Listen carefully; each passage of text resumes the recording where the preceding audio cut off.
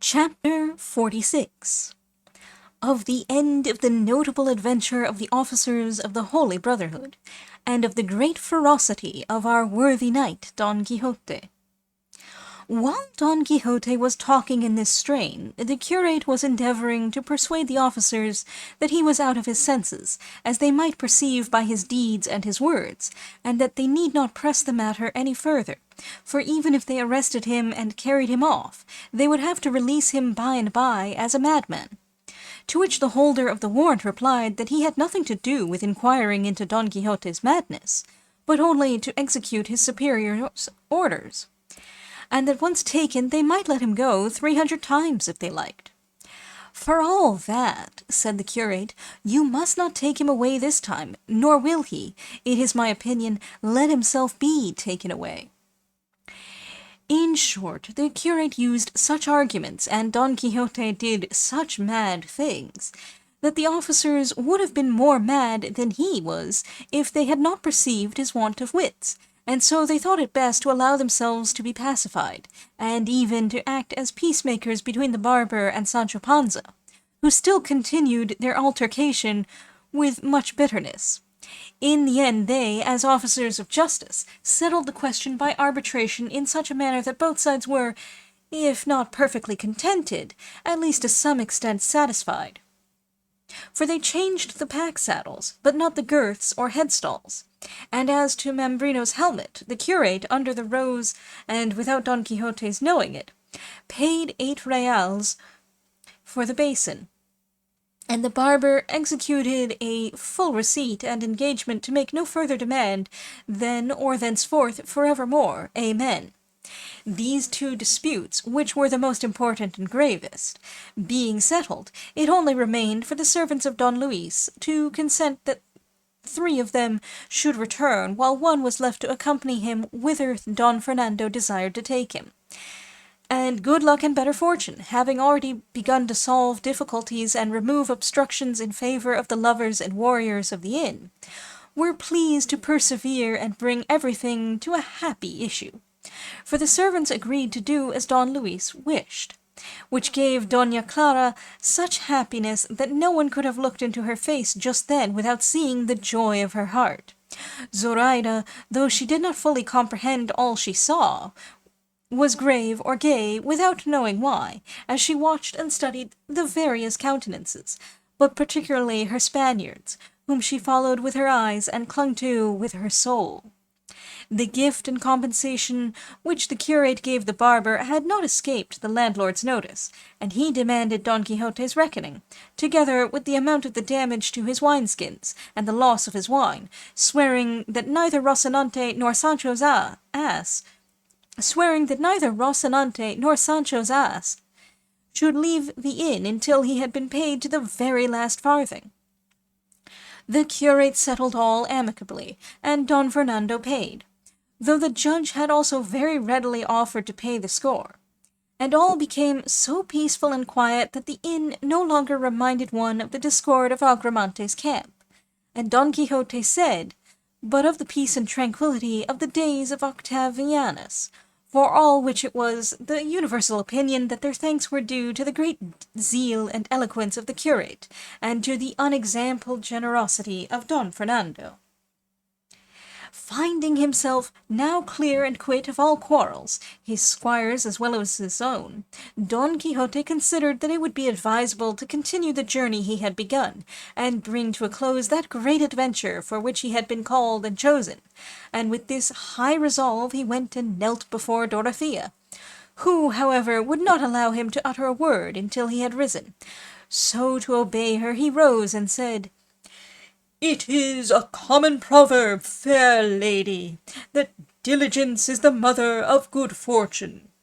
and experience has often shown in important affairs that the earnestness of the negotiator brings the doubtful case to a successful termination. But in nothing does this truth show itself more plainly than in war, where quickness and activity forestall the devices of the enemy, and win the victory before the foe has time to defend himself.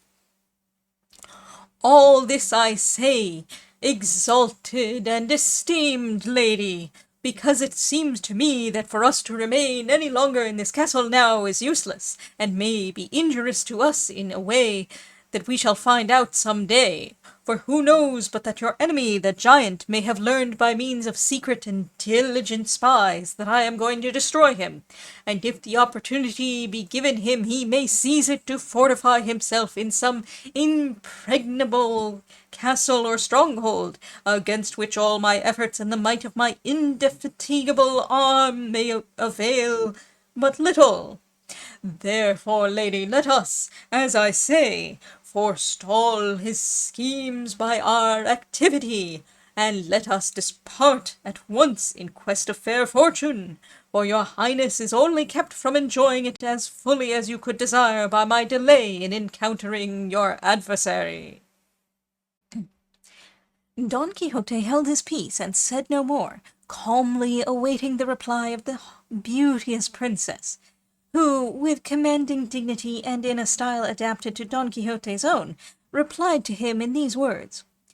"I give you thanks, Sir Knight, for the eagerness you, like a good knight to whom it is a natural obligation to succor the orphan and the needy, display to afford me aid in my sore trouble, and heaven grant that your wishes and mine may be realized, so that you may see that there are women in this world capable of gratitude. As to my departure, let it be forthwith, for I have no will but yours. Dispose of me entirely in accordance with your good pleasure, for she who has once entrusted to you the defence of her person, and placed in your hands the recovery of her dominions, must not think of offering opposition to that which your wisdom may ordain." "On, then, in God's name," said Don Quixote. "For when a lady humbles herself to me, I will not lose the opportunity of raising her up and placing her on the throne of her ancestors. Let us depart at once, for the common saying that in delay there is danger lends spurs to my eagerness to take the road. And as neither heaven has created nor hell seen any that can daunt or intimidate me, saddle Rocinante, Sancho, and get ready thy ass and the queen's palfrey, and let us take leave of the castellan and these gentlemen, and go hence this very instant." Sancho, who was standing by all the time, said, shaking his head, "Ah, master, master, there is more mischief in the village than one hears of, begging all good bodies' pardon." "What mischief can there be in any village, or in all the cities of the world, you booby, that can hurt my reputation?" said Don Quixote. "If your worship is angry," replied Sancho, "I will hold my tongue, and leave unsaid what as a good squire I am bound to say, and what a good servant should tell his master." "Say what thou wilt," returned Don Quixote, "provided thy words be not meant to work upon my fears, for thou, if thou fearest, art behaving like thyself, but I, like myself, in not fearing." "It is nothing of the sort, as I am a sinner before God," said Sancho, "but that I take it to be sure and certain that this lady, who calls herself queen of the great kingdom of Micomicon, is no more so than my mother, for, if she was what she says, she would not go rubbing noses with one that is here every instant and behind every door." Dorothea turned red at Sancho's words, for the truth was that her husband Don Fernando had now and then, when the others were not looking, gathered from her lips some of the reward his love had earned.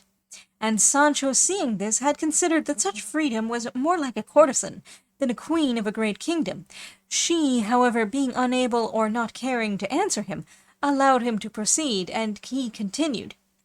"This I say, señor, because if after we have travelled roads and highways, and passed bad nights and worse days, one who is now enjoying himself in this inn is to reap the fruits of our labours, there is no need for me to be in a hurry to saddle Rocinante, put the pad on the ass, or get ready the palfrey, for it will be better for us to stay quiet, and let every jade mind her spinning, and let us go to dinner." "Good God, what was the indignation of Don Quixote when he heard the audacious words of his squire! So great was it that in a voice inarticulate with rage, with a stammering tongue, and eyes that flashed living fire, he exclaimed, "Rascally clown! Boorish, insolent, and ignorant, ill-spoken, foul-mouthed, impudent backbiter and slanderer! Hast thou dared to utter such words in my presence and in that of these illustrious ladies? Hast thou dared to harbour such gross and shameless thoughts in thy muddled imagination? Be gone from my presence, thou born monster, storehouse of lies, hoard of untruths, garner of knaveries, inventor of scandals, publisher of absurdities, enemy of the respect due to royal personages! Begone! Show thyself no more before me under pain of my wrath." And so saying, he knitted his brows, puffed out his cheeks, gazed around him, and stamped on the ground violently with his right foot, showing in every way the rage that was pent up in his heart. And at his words and furious gestures, Sancho was so scared and terrified that he would have been glad if the earth had opened that instant and swallowed him, and his only thought was to turn round and make his escape from the angry presence of his master.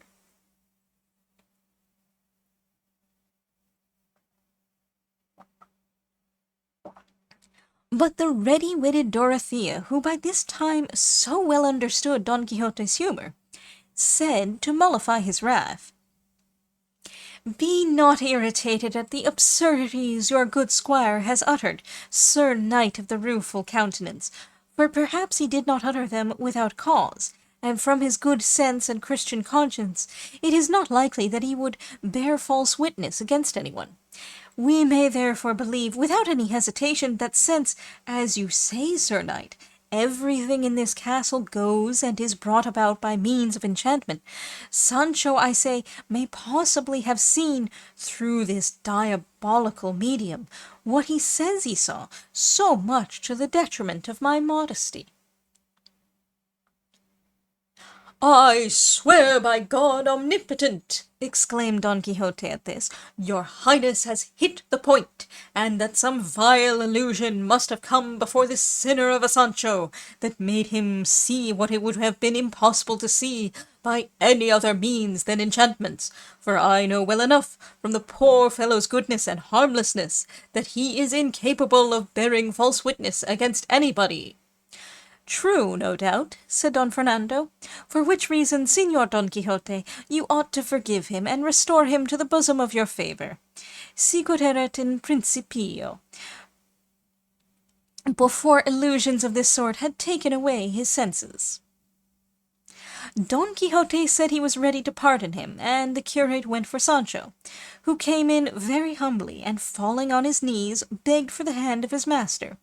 who, having presented it to him and allowed him to kiss it, gave him his blessing and said,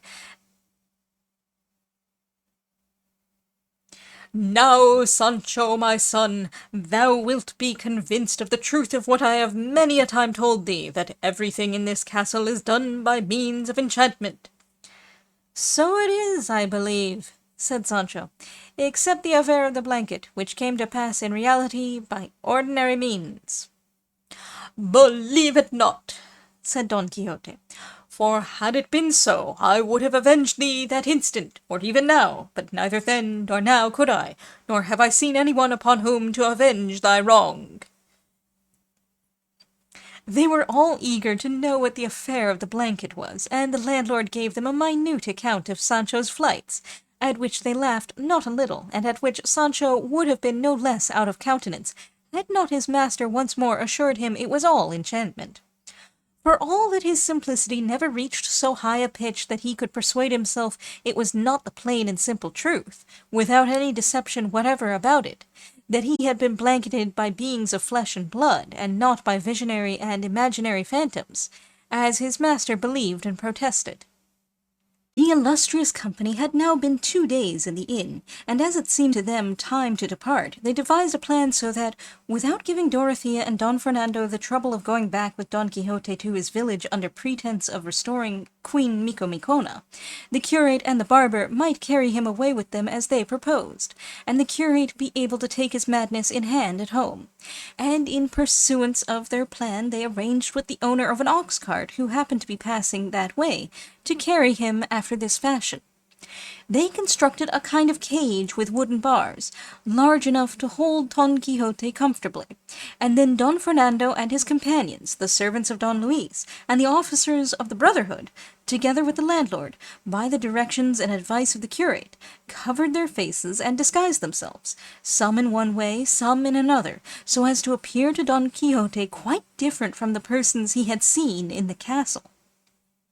This done, in profound silence they entered the room where he was asleep, taking his rest after the past phrase, and advancing to where he was sleeping tranquilly, not dreaming of anything of the kind happening. They seized him firmly and bound him fast hand and foot, so that, when he awoke startled, he was unable to move, and could only marvel and wonder at the strange figures he saw before him. Upon which he at once gave way to the idea with his crazed fancy invariably which his crazed fancy invariably conjured up before him, and took it into his head that all his shapes were phantoms of the enchanted castle, and that he himself was unquestionably enchanted, as he could neither move nor help himself. Precisely what the curate, the concocter of the scheme, expected would happen. Of all that were there, Sancho was the only one who was at once in his senses and in his own proper character, and he, though he was within very little of sharing his master's infirmity, did not fail to perceive who all these disguised figures were.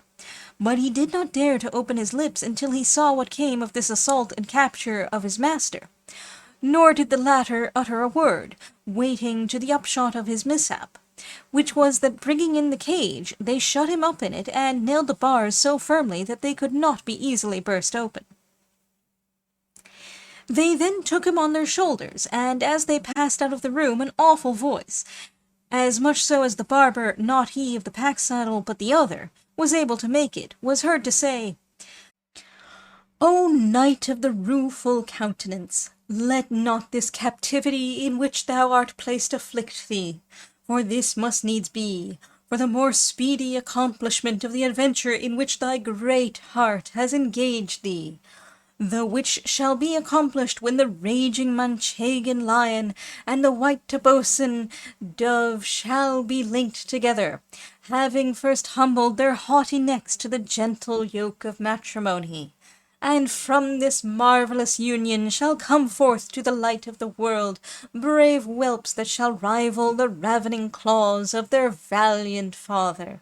And this shall come to pass ere the pursuer of the flying nymph shall in his swift natural course have twice visited the starry signs. And thou, O most noble and obedient squire that ever bore sword at side, beard on face, or nose to smell with, be not dismayed or grieved to see the flower of knight-errantry carried away thus, before thy very eyes, for soon, if it so please the Framer of the universe, thou shalt see thyself exalted to such a height that thou shalt not know thyself, and the promises which thy good master has made thee shall not prove false. And I assure thee, on the authority of the sage Mentironiana, that thy wages shall be paid thee, as thou shalt see in due season. Follow then the footsteps of the valiant enchanted knight, for it is expedient that thou shouldst go to the destination assigned to both of you.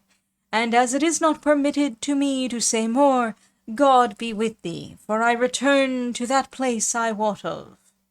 And as he brought the prophecy to a close, he raised his voice to a high pitch, and then lowered it to such a soft tone that even those who knew it was all a joke were almost inclined to take what they heard seriously. Don Quixote was comforted by the prophecy he heard, for he at once comprehended its meaning perfectly, and perceived it was promised to him that he should see himself united in holy and lawful matrimony with his beloved Dulcinea del Toboso, from whose blessed womb should proceed the whelps, his sons, to the eternal glory of La Mancha. And being thoroughly and firmly persuaded of this, he lifted up his voice, and with a deep sigh exclaimed, O thou, whoever thou art, who hast foretold me so much good, I implore of thee that on my part thou entreat that sage enchanter who takes charge of my interests, that he leave me not to perish in this captivity in which they are now carrying me away, ere I see fulfilled promises so joyful and incomparable as those which have been now made me. For let this but come to pass, and I shall glory in the pains of my prison, find comfort in these chains wherewith they bind me, and regard this bed whereon they stretch me, not as a hard battlefield, but as a soft and happy nuptial couch. And touching the consolation of Sancho Panza, my squire, I rely upon his goodness and rectitude that he will not desert me in good or evil fortune. For if, by his ill luck or mine, it may not happen to be in my power to give him the island I have promised, or any equivalent for it, at least his wages shall not be lost. For in my will, which is already made, I have declared the sum that shall be paid to him, measured not by his many faithful services, but by the means at my disposal.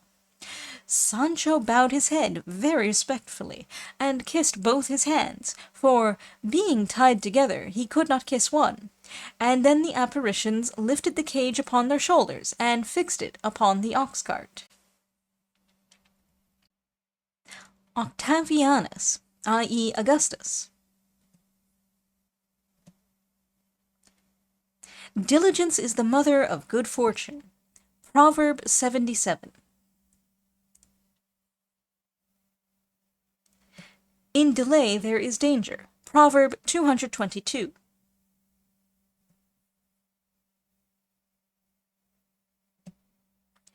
There is more mischief in the village than one hears of. Proverb 9, generally mistranslated, than is dreamt of, as if it was sueña instead of suena.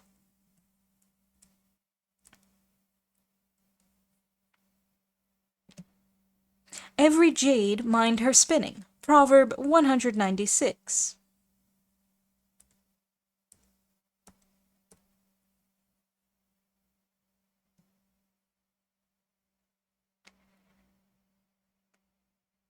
The concocter of the scheme expected would happen. This resembles the scene in the Morgante Maggiore, 1288, where Orlando is seized and bound by the pagans.